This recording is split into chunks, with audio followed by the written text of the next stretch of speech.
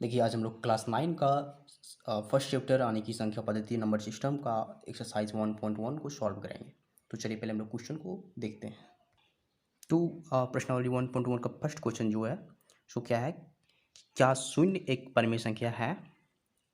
क्या इसे आप p बटा q के रूप में लिख सकते हैं, जहाँ p और q पूर्णांक हैं और q नॉट इक्वल टू 0 है। तो पूछा जा रहा है कि शून्य परिमेय संख्या है या नहीं। तो परिमेय संख्या का जो फर्स्ट कंडीशन होता है तो वो क्या होता है, अगर उसे p बटा q के फॉर्म में लिख सकते हैं तो परिमेय संख्या होती है। तो चलिए इस शून्य को हम परिमेय संख्या बना सकते हैं या नहीं उसको देखेंगे। तो हम लोग आंसर लिख चुके हैं कि शून्य एक परिमेय संख्या है, इसे p बटा q के रूप में लिख सकते हैं। कैसे कि जीरो को हम 0/1 यानी कि जीरो के नीचे हम कोई भी इंटीजर डाल के, कोई भी पूर्णांक संख्या डाल के उसे हम p बटा q के फॉर्म में लिख सकते हैं। देखिए यहाँ जीरो को, यहाँ कुछ 1 5 6 ये सारे पॉजिटिव इंटीजर हैं यानी पॉजिटिव धनात्मक पूर्णांक संख्या है, और ये ऋणात्मक पूर्णांक संख्या। इन सारी पूर्णांकों को हर बना के हम लोग जीरो को परिमेय संख्या बना लिए हैं, यानी कि जीरो को p बटा q के फॉर्म में लिख चुके हैं। तो जीरो यहाँ परिमेय संख्या हो गया है। तो शून्य को हम परिमेय संख्या बना सकते हैं कैसे, जीरो के हर में पूर्णांक डाल के। तो चलिए सेकंड क्वेश्चन देखते हैं।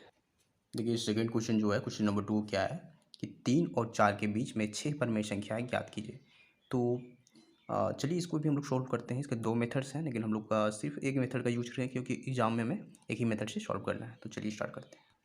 देखिए इस क्वेश्चन को हम लोग कैसे सॉल्व करेंगे कि हम, देखिए 3 और 4 के बीच में 6 परिमेय संख्या निकालनी है। तो इस 6 को हम लोग क्या करेंगे, 6 में +1 करेंगे यानी कि 6 + 1 जो 7 हो जाएगा। अब हम इस 3 और 4 को एक ऐसी परिमेय संख्या के रूप में लिखेंगे जिसका हर 7 हो। तो हम लोग इस 7 को इस 3 का हर बना चुके हैं एंड इस 4 का हर बना चुके हैं 7 को। तो हम ऐसा क्या लिखेंगे कि इसका हर 7 हो जाए 3 के बदले। तो यहाँ देखिए हम 21 अगर लिखते हैं और यहाँ 24 और 28 लिखते हैं तो ये 3 के इक्विवेलेंट है, ये संख्या जो 28/7 है वो 4 के इक्विवेलेंट है। तो हमें इसका दोनों का इक्विवेलेंट नंबर मिल चुका है, यानी कि दोनों का तुल्य परिमेय संख्या मिल चुकी है। तो हम लोग अब हम क्या करेंगे कि इस 21/7 एंड 28/7 के बीच 6 परिमेय संख्या ढूंढेंगे। तो कैसे ढूंढेंगे, देखिए एंड 28/7। देखिए 21 के बाद हम लोग 1 यूनिट बढ़ाएंगे यानी कि इसके बाद 1 यूनिट को बढ़ाएंगे तो क्या हो जाएगा 22/7, फिर 23/7, फिर 24/7, फिर 25/7, फिर 26/7, फिर 27/7। तो इस तरह से हमें 1 2 3 4 5 6 संख्याएँ मिल चुकी है, परिमेय संख्या। तो हम इसे लिख सकते हैं कि 3 और 4 के बीच 6 परिमेय संख्या कौन कौन सी हैं, यहाँ से लेकर यहाँ तक हम लोग लिखेंगे। चलिए तो हम लोग इसका आंसर लिख चुके हैं कि 3 और 4 के बीच 6 परिमेय संख्याएं कौन कौन सी, 22/7, 23/7, 27/7 तक। देखिए हो सकता है कि आपका आंसर डिफ़र हो जाए, अलग हो जाए, क्योंकि ये जो क्वेश्चन जो है सो इसके मेथड पर डिपेंड करता है कि आपका क्या आंसर आ रहा है। तो मेथड के अनुसार अलग अलग आंसर आएगा। तो चलिए क्वेश्चन 2 कंप्लीट होता है। अब क्वेश्चन नंबर 3 को देखेंगे। देखिए क्वेश्चन नंबर 3 में क्या है कि 3/5 और 4/5 के बीच 5 परिमेय संख्या ज्ञात कीजिए। तो सेम मेथड से इसको भी सॉल्व करेंगे। तो चलिए देखते हैं। देखिए हम लोग लिख चुके हैं कि 3/5 और 4/5 के बीच 5 परिमेय संख्या। तो चलिए इसको इस मेथड से सॉल्व करते हैं। देखिए हम लोग को 5 परिमेय संख्या निकालनी है। तो हम लोग क्या करेंगे, 5 + 1 यानी कि 6। अब इस 6 को क्या करेंगे, हम 3/5 को 6/6 और फिर इस प्रकार 4/5 को 6/6 से गुना करेंगे। क्योंकि अगर हम 6/6 को अगर देखें तो इसका जो लास्ट वैल्यू आएगा सो 1 आएगा। तो हम किसी संख्या को अगर 1 से गुना करते हैं तो कोई फ़र्क नहीं पड़ता, लेकिन हमको मेथड के अनुसार इसको गुना करना पड़ रहा है क्योंकि मैथ में थोड़ा सा ट्विस्ट चाहिए और थोड़ा अलग एंगल से सोचना पड़ता है, इसलिए हम 6/6 से गुना कर रहे हैं। तो चलिए तो इसका प्रोडक्ट क्या हो जाएगा, 3 × 6 यानी कि 18, फिर 5 × 6 यानी कि 30, इसी प्रकार 4 × 6 यानी कि 24, 5 × 6 30। अब हमारे पास 3/5 का इक्विवेलेंट यानी कि तुल्य परिमेय संख्या मिल चुका है जो 18/30 है। इसी प्रकार 4/5 का तुल्य परिमेय संख्या जो 24/30 है। तो यहाँ से क्या करेंगे हम लोग 18/30 और 24/30 के बीच हम लोग 5 परिमेय संख्याएँ फाइंड करेंगे। तो चलिए इसे लिखते हैं। तो हमें इस 18/30 और 24/30 के बीच परिमेय संख्या फाइंड करनी है। तो हम लोग क्या करेंगे, इसमें एकक यूनिट बढ़ाएंगे। तो 1 यूनिट बढ़ाएंगे तो इसमें क्या हो जाएगा, 18 के बाद 19/30। इसी प्रकार इसमें 1 यूनिट बढ़ाएंगे तो 20/30।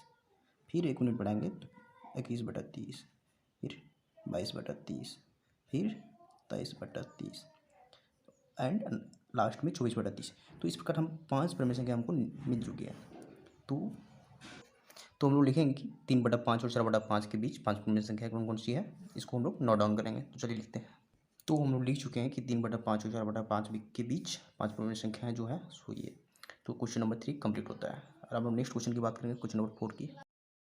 देखिए क्वेश्चन नंबर 4 में क्या है कि नीचे दिए गए कथन सत्य हैं या असत्य, कारण के साथ अपने उत्तर दीजिए। तो कथन दिया हुआ है और सत्य असत्य का पता लगाना है, और अगर है तो कारण के साथ उत्तर भी देना है। तो फर्स्ट स्टेटमेंट को पढ़ते हैं हम लोग। क्या है कि प्रत्येक प्राकृतिक संख्या एक पूर्ण संख्या होती है। तो इसको देखेंगे कि होती है या नहीं। तो चलिए देखते हैं। तो क्वेश्चन क्या था कि प्रत्येक प्राकृतिक संख्या एक पूर्ण संख्या होती है।